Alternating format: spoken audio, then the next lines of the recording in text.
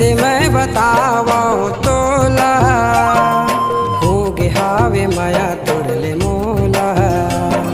कैसे मैं बतावो तोला, हो गे हावे माया तोरले मोला। पीरती के गीत संगे गा के सुनाहूँ, माया के भेद गढ़ी तुला मैं बताहूँ।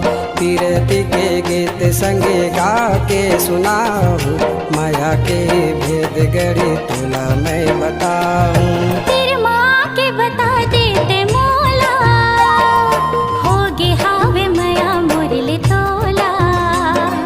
तेरे माँ के बता देते मोला, होगे हावे माया मोरले तोला। पीरती के गीत संगे दोनों मिलके गावो, माया ला मिलके बैहाया गे हम बढ़ावो।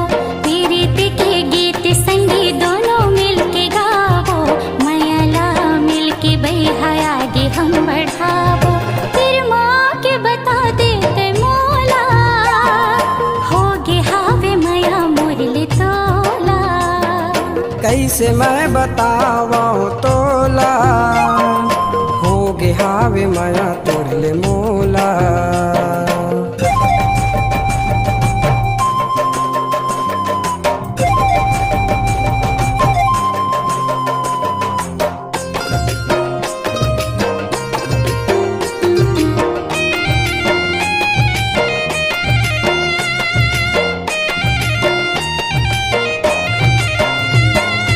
एक गीत प्रेम के तोर पर लिखे हूँ, तोर लिए गाना है कही के सीखे हूँ।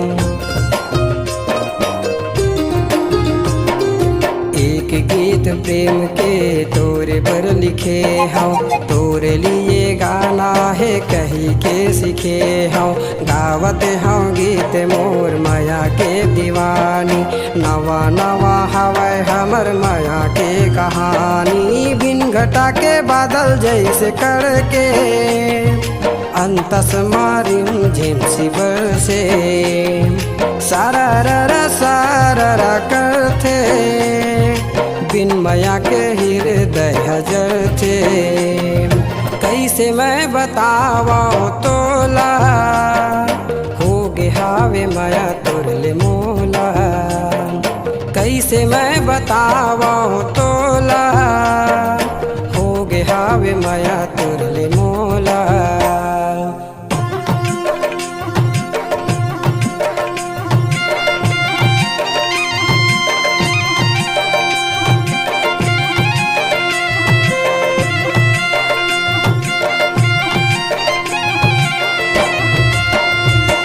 संगीत हा तोर मोर मन मा समाए, बंधना पीरित के अंतस मा छाए।